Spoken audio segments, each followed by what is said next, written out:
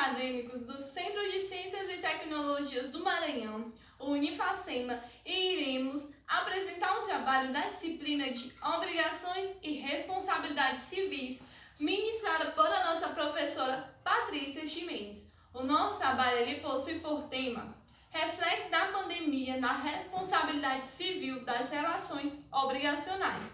Somos do quarto período B e o nosso grupo ele é composto por Alan Carvalho, Bruna Carvalho, Ellen Caroline, Fabiana Maria, Hilary Lima, Clebson Johnny e Luana Morim. Fiquem agora com o nosso trabalho. Bom, vamos dar início ao nosso trabalho. Iremos falar agora a parte introdutória. A escala de contaminação pela doença do coronavírus, ou seja, pelo Covid-19, deu a causar pela OMS, que é a Organização Mundial de Saúde, de uma pandemia. Por que se declarou essa pandemia? Porque esse vírus ele se alastrou em todos os continentes do planeta. Aqui no Brasil, teve a portaria de número 188, de 3 de fevereiro de 2020, que foi do ministro da Saúde, que declarou emergência de saúde pública de importância nacional. Essa situação trata-se de uma situação conhecida excepcional. O impacto de todas essas medidas que foram adotadas aqui no Brasil e no mundo sobre amplos setores da economia é perceptível. Todos esses fatos geram impactos de toda a ordem nas relações obrigacionais. E esse impacto pode ser tanto no âmbito dos contratos já celebrados, quanto nos contratos sucessivos ou diferidos no tempo. Bom, vamos falar um pouco agora sobre a pandemia e o cumprimento dos contratos. A pandemia do novo coronavírus, ela nos trouxe inúmeros impactos para a nossa sociedade e, consequentemente, para as relações contratuais. Contratos esses que geralmente são vínculos de duração consideráveis. Com o surgimento de uma pandemia, o poder público teve que impor uma série de restrições que afetaram inúmeras relações contratuais e inúmeros serviços, como, por exemplo, a limitação do uso do solo urbano, restrição de determinadas atividades, entre outras. Nesse momento surge uma dúvida. Aquele contrato que foi celebrado anteriormente em uma situação de normalidade, agora, em um momento de restrição devido a uma pandemia, terá que ser honrado? Bom, todo contrato deve ser cumprido. Do ponto de vista contratual, sabemos que um contrato gera obrigações entre as partes e, havendo descumprimento, surge a necessidade de reparação dos prejuízos.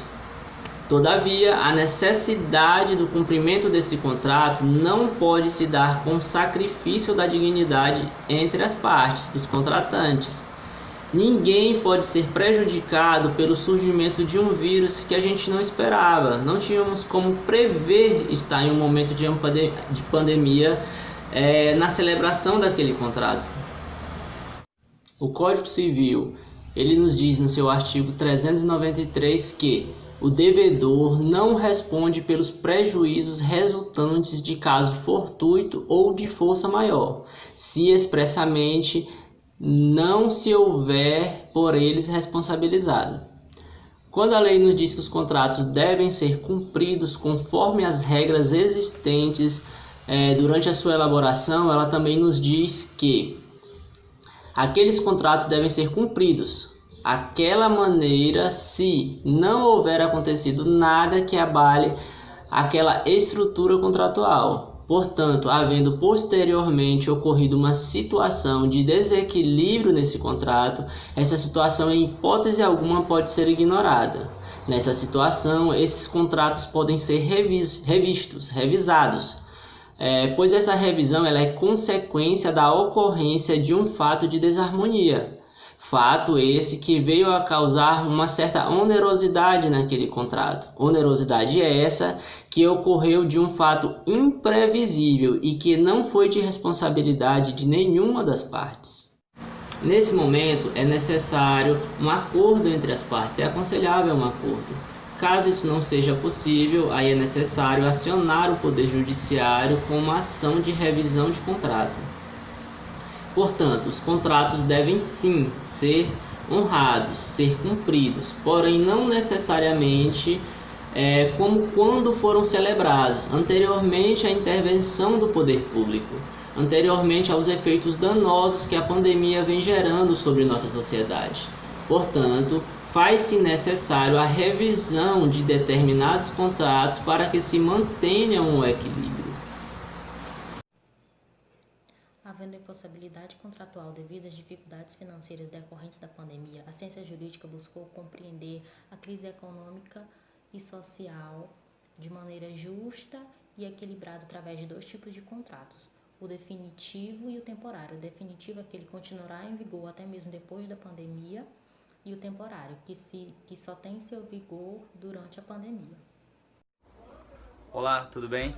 Eu vim falar das incertezas de cumprimento de contrato. É um tema bem complexo, né? Para pouco tempo, porque requer muito tempo, tem muitas, como que eu posso dizer, miudezas para falar sobre, mas eu vou tentar dissertar um pouco para ter um bom entendimento sobre o tema. Então, vamos lá, eu vou começar a explanação. Espero que possa ter um bom entendimento, né? Que é a nossa meta. A adequada modelagem jurídica de contratos públicos e concessão, especialmente aqueles de longa duração, pode ser determinante na proteção dos interesses públicos envolvidos. Essa modelagem resulta de um complexo processo decisório que envolve diversos aspectos da contratação, dentre eles o objeto,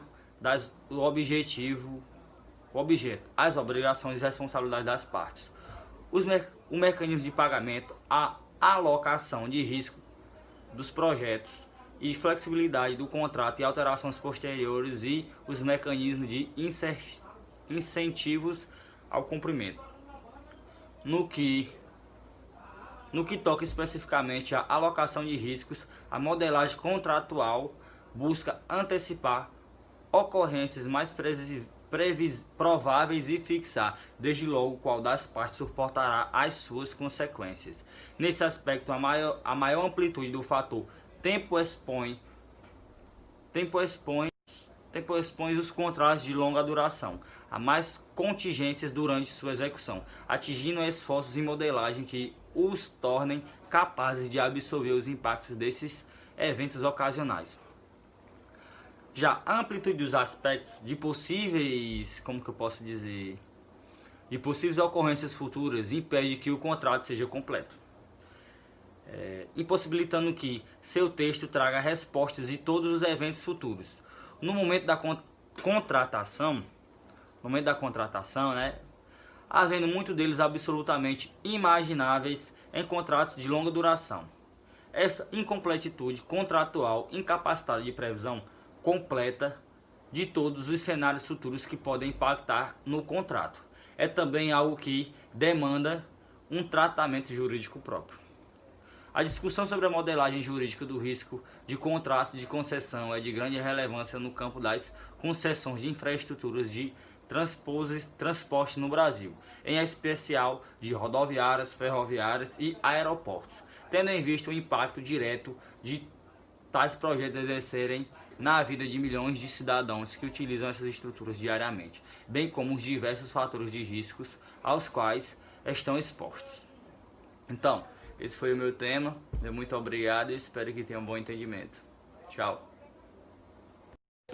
A vida em sociedade, ela traz relações interpessoais, ou seja, com direitos e deveres.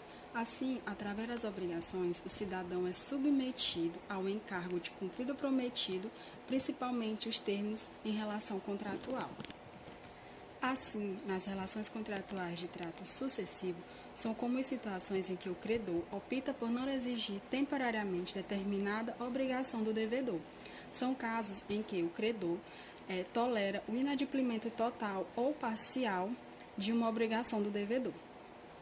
O motivo, na maioria das vezes, é preservar a relação contratual, evitando o ocasionamento de cláusula resolutiva. No entanto, passado algum tempo, o credor ele pode mudar de ideia.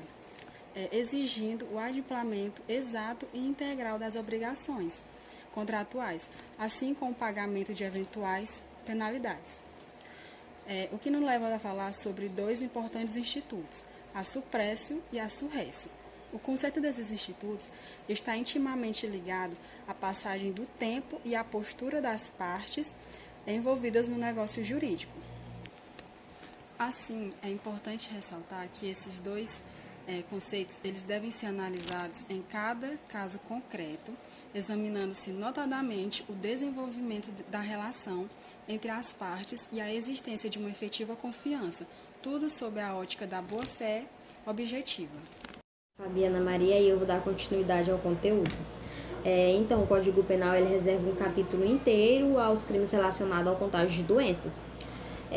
O artigo que mais nos interessa é o artigo 131 do Código Penal, que resumidamente fala que quando o infectado pratica qualquer ato que possa transmitir a doença ou contaminar outros propositalmente, o agente do crime pode sofrer uma pena de 1 a 4 anos e multa, sendo que a pena de multa não substitui a pena de prisão. E alguns atos considerados criminosos o beijo, aperto de mão, empréstimos de roupa. Portanto, em qualquer suspeita da doença ou sintomas, o agente tem que procurar se isolar, tanto para não contaminar os outros, quanto para não responder por crime de contágio de doenças graves. Outro artigo também bem interessante é o artigo 81 do Código de Defesa do Consumidor, que no início da pandemia muitos contratos foram adiados, suspensos, comprometendo o direito do consumidor. Mas houve também casos em que o consumidor poderia recusar-se a essas novas modalidades. A exemplo disso, as aulas online de academias institucionais e escolas privadas, porque não aderiram à modalidade online, por não ter se iniciado com essa opção. Bom, agora irei tratar sobre a responsabilidade do Estado por danos aos particulares. Bom, ela consiste no momento em que surge para o Estado a obrigatoriedade de indenizar o particular por dano patrimonial ou moral, durante a prestação do serviço público e da administração pública. Essa responsabilidade ela é objetiva e decorre de 3 fases norteadoras, sendo elas a teoria da culpa administrativa, onde leva em conta a falta do serviço e não a culpa subjetiva do agente administrativo. Tem também a teoria do risco administrativo, que se baseia no risco que o Estado pode causar aos seus próprios administradores. E também, por último, a teoria do risco integral, que a administração ela tem o dever de ressarcir todo e qualquer dano causado à vítima. Porém, nem sempre ela é objetiva. Ela também pode ser de caráter subjetivo, que ocorre principalmente nos casos de danos causados a terceiros, em função da omissão do poder público, ou seja, o poder público se ausenta naquele momento ali, ele não tem a obrigação de responder. Por isso, não se faz necessário a individualização da culpa, e justamente por esse motivo, ela também pode ser chamada de culpa anônima. Olá pessoal, meu nome é Jonathan e finalmente chegamos à conclusão do assunto abordado em questão. O surto do coronavírus ele pode ser compreendido como um fator incidente não somente na área do comércio, como por exemplo entre empresas, mas também nas relações civis entre pessoas físicas. Os efeitos da pandemia do coronavírus sobre as relações obrigacionais, tanto no âmbito civil, empresarial, ou nas relações do consumo, eles provocam o exame do Instituto atenentes à perturbação das prestações e da impossibilidade de cumprimento dos contratos. Estes são alguns dos fatores ocasionados pelo corona, pelo Covid. Obrigado pela atenção.